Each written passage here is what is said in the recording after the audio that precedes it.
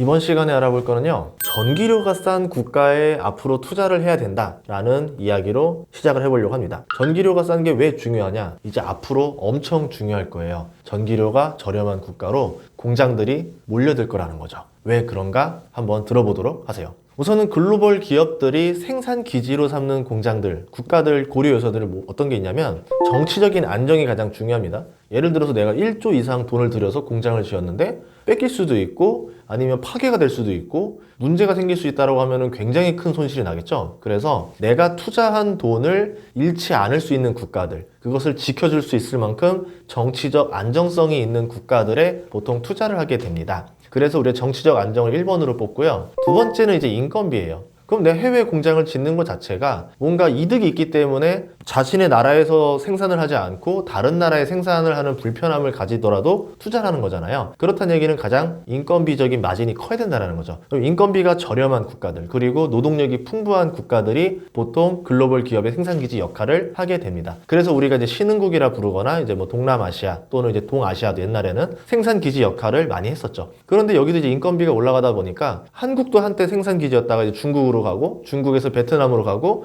이제는 조금 더 저렴한 뭐 인도나 인도네시아라던가 아니면은 아프리카까지 알아보고 있는 상황이다라고 볼 수 있고요. 그 다음은 관세예요. 우리나라 회사들이 미국에다가 공장을 짓는 이유는 관세 때문에 그래요. 이 나라에 짓게 되면은 무역을 넘어갔을 때 이제 당하는 관세가 있거든요. 예를 들어서 10,000원에 넘어가는데 관세를 30% 적용받으면 13,000원에 팔아야 됩니다. 그러면 경쟁력이 없겠죠. 그런데 계산기를 해봤더니 저 나라에서 생산을 해서 팔면은 관세가 부과되지 않기 때문에 한 11,500원에 생산할 수 있다. 그러면은 차라리 미국에 공장을 지어서 생산하는 게 훨씬 더 유리하다. 이렇게 볼 수 있는 거예요. 그래서 인건비만큼 관세의 요소도 굉장히 중요하다. 이렇게 볼 수 있고요. 또 하나는 무역 수지입니다. 내가 예를 들어서 이 나라와 이 나라와 거래를 많이 하는데 대표적으로 미국 같은 경우도 이럴 수 있겠죠.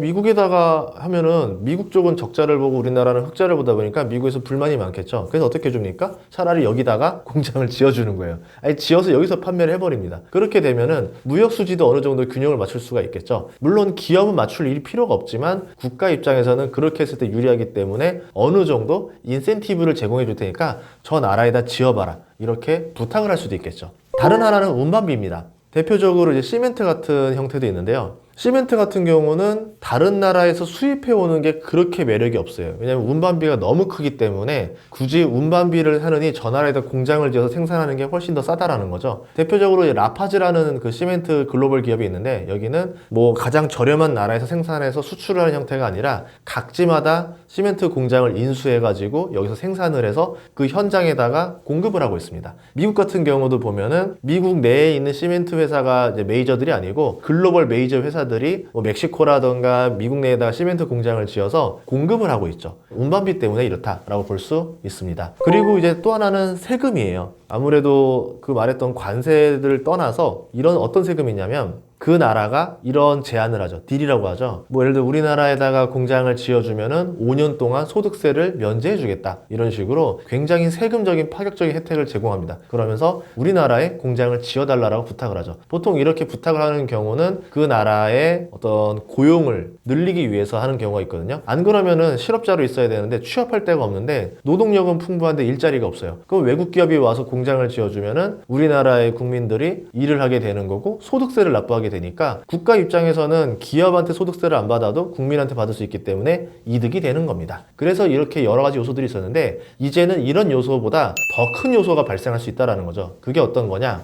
전기료 그리고 이상기후라는 거예요. 지금 영국 같은 상황이 있었죠. 풍력 비중이 굉장히 높거든요. 그런데 바람이 멈췄어요.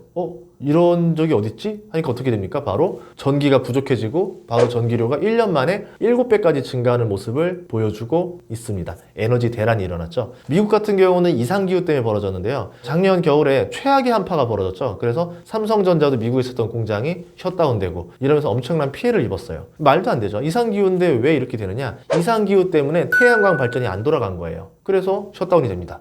중국 같은 경우는 석탄 부족이 일어났죠. 외교적인 문제로. 그래서 석탄 부족이 일어나고 하면서 전력난이 발생합니다. 뭐 그 외에도 아무래도 탈탄소를 해야 되다 보니까 석탄 비중을 줄이기 위해서 뭐 국가에서는 이렇게 할 수 있다는 거예요. 앞으로 뭐 10% 줄여, 5% 줄여, 강제로 쿼터를 부여하다 보니까 생산을 못 하는 거죠. 근데 이런 거죠. 발전소 입장에서는 뭐 시키는 대로 할게라고 해서 그냥 한 거예요. 그랬더니 진짜 난리가 난 거죠. 전기 수요는 늘어나고 있는데 국가에서 화력 발전은 쿼터를 줘서 계속 깎아내고 있어요. 그러면 그만큼 전기가 부족해지는 거고, 전기는요 남아돌면 쓸모가 없고요, 약간이라도 부족하면 셧다운이 돼버립니다. 그렇기 때문에 지금 셧다운 문제가 굉장히 많이 벌어지고 있다는 거예요. 그래서 지금 중국도 지금 뭐 신호등이 꺼졌다라든가 이런 문제들이 발생하고 있죠. 그러면 이제 앞으로 글로벌 기업들은 고민이 커지는 거죠. 공장을 어디다가 지을 것인가. 여기에 또 등장하는 게 무엇이 있느냐? 스마트 팩토리. 스마트 팩토리는 이제 인건비로부터 자유로워집니다. 그러면 인건비가 조금 비싸다 하더라도 세금 잘 깎아주고 전기료가 저렴하고 안정적으로 공급될 수 있다라고 하면 그 나라의 공장 짓는 게 앞으로 봤을 때 훨씬 더 유리할 수 있어요. 왜? 공장 한 번 지으면 10년, 20년 굴려야 되는데 뭐 잠깐 뭐 한 3, 4년 유리하다고 거기에 지을 수 없다라는 거죠. 그리고 로봇도 많이 등장할 거고요. 그리고 데이터 센터도 많이 늘어날 수밖에 없습니다. 한마디로 전력 소모가 엄청나게 커질 수밖에 없다라는 거죠. 그리고 이제 운반 뭐로 할까요? 전기차로 운반하던가 아니면은 수소차로 운반을 하는데, 지금 수소 같은 경우도 이제 완전히 그린 수소를 하게 되려면 전기로 분해를 해서 수소를 발생시켜야 돼요. 그럼 뭐다?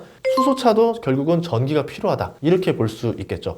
결국 전력 소모는 점점 더 커질 것이다. 그러면 전기료가 저렴한 국가가 앞으로 공장 짓기 굉장히 좋은 나라가 될 것이다. 이렇게 볼 수 있다라는 겁니다. 여기에 또 전기료가 계속 올라가거나 전력 수요가 커지게 되면 어떤 문제가 있냐면 화력 발전이 증가한다는 문제가 있어요. 보통 신재생 에너지는 뭐 워낙 들쭉날쭉하기 때문에 여기에 대한 부족분을 이제 천연가스라던가 화력 발전으로 대체를 해야 되는데, 보통은 화력으로 많이 대체를 합니다. 그러면 화력 발전으로 전기를 많이 생산하면 생산할수록 환경세 부담도 점점 커진다라는 거죠. 그래서 화력 발전 비중이 높은 나라는 아무래도 투자 대상에서 조금 제외를 해야 되지 않겠는가, 이렇게 본다라는 거고요. 그럼 전기료가 저렴해서 생산한 국가, 그 중에서도 이상기후를 고려했을 때 신재생 비중도 너무 높지 않은 나라들. 왜냐하면 어떤 일이 벌어질지 몰라요. 바람이 멈출지 눈이 내려서 태양광이 멈출지 모르기 때문에 결국은 다른 에너지 비중, 천연가스라던가 아니면 뭐 원자력 비중이 높은 나라들, 그 중에서도 요새 떠오르는 게 원자력 쪽이기 때문에 원자력 비중이 좀 높은 나라들, 아니면 앞으로 원자력 에너지 비중이 높아질 나라들 중에서도 전기료가 저렴한 나라에 투자하는 방식을 해야 되지 않을까. 보통 아니면 그런 나라 쪽으로 이제 공장이 많이 몰려오게 되면은 GDP가 빠르게 성장합니다. 관련 산업들도 빠르게 성장하고요. 예를 들어서 내가 뭐 국가 ETF를 투자한다라 그러면은 그런 국가 ETF들을 사서 조금씩 장기로 모아가는 전략도 나쁘지 않겠다. 이렇게 보고 있습니다. 그러면 전기료가 저렴한 국가들을 한번 보도록 할게요. 제가 이제 봤더니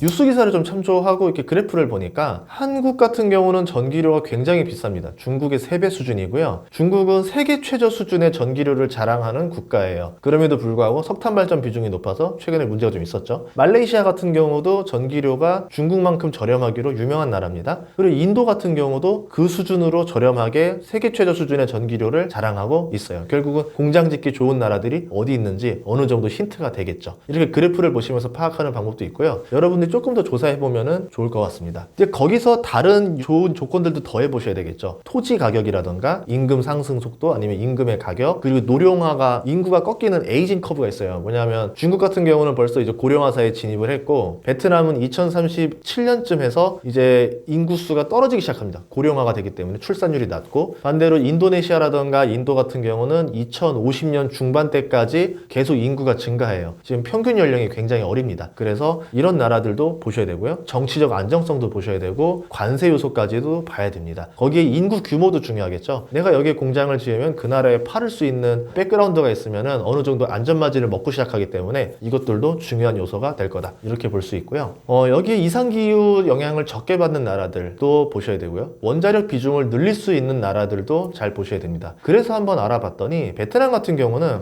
전력 수요가 너무 많이 늘어나고 있어서 라오스에서도 일부 전기를 사오고 있는 형편이에요. 거기에다가 원전 비중이 없습니다. 이제 원자력 발전을 추진하려고 했다가 일본에서 사태가 나는 걸 보고 나서 백지화시켰죠. 그리고 다시 원전 건설을 고민 중이다라는 걸 봤을 때는 베트남은 그러면 전기료가 앞으로 많이 오를 가능성이 있지 않겠나 이렇게 봐야 될 것 같고요. 그럼 조금 더 길게 보는 투자를 한다고 했을 때 다른 곳들 좀 봐야 될 것 같아요. 일본 같은 경우는 2030년까지 원전 비중 목표가 20% 수준이고 러시아도 2030년까지 25% 수준으로 원전 비중을 높이려고 합니다. 인도 같은 경우는 2050년까지 원전 비중을 3%에서 25%까지 올리는 게 목표고요. 우크라이나, 헝가리 같은 경우는 원자력 비중이 현재도 50% 수준이고 중국 같은 경우는 지금 원전이 48기가 운영 중인데 향후 170기를 더 추가로 건설할 거예요. 이런 것들을 봤을 때 다음 세계 공장 전쟁은 어디가 될 것이냐, 인도와 중국의 싸움이 될 거다라고 볼 수 있고, 다른 면들을 조금 더 봤을 때는 이제 인도가 조금 더 라이징 스타로 떠오르지 않겠는가 이렇게 본다라는 거죠. 그리고 유럽 시장을 목표로 이제 봤을 때는 동유럽 국가들, 지금 방금 말한 우크라이나라든가 헝가리 이런 쪽들이 원전 비중이 높고 전기료가 저렴하기 때문에 여기에 공장을 지어서 어차피 EU 경제권이니까 나머지 유럽 국가들로 수출하는 형식으로 나가는 게 더 유리한 전략이 되지 않을까 이렇게 보고 있어요. 실제로 우리나라 기업들 2차 전지 기업이나 이런 것들 보면은 공장을 동유럽에다 많이 짓고 있잖아요. 다 이런 현상이다 라고 볼 수 있습니다. 근데 동유럽에 투자하는 ETF는 잘 모르겠는데 그게 있는지 모르겠어요. 근데 있다라고 하면은 거기도 매력적일 것 같고 인도도 괜찮을 것 같고, 지금 중국도 최근에 이렇다고 하지만 그렇다 하더라도 계속 경쟁력은 유지하고 가지 않을까 이렇게 보고 있습니다. 다음 시간에도 좋은 정보로 찾아뵙겠습니다. 구독과 좋아요 부탁드리겠습니다. 고맙습니다.